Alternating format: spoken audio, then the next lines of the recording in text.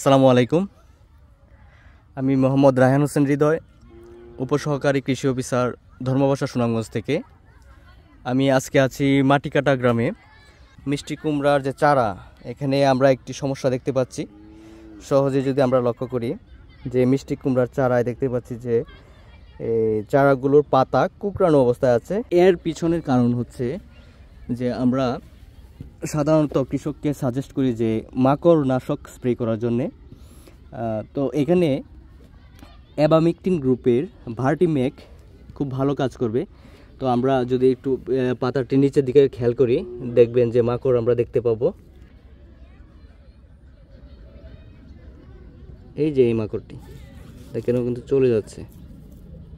এই যে এই ছোট্ট ক্ষুদ্র আকৃতির যে মাকড়, এর কারণে কিন্তু এই মিষ্টি কুমড়া গাছের যে পাতা, এই পাতা ওরা কুকড়িয়ে নষ্ট করে।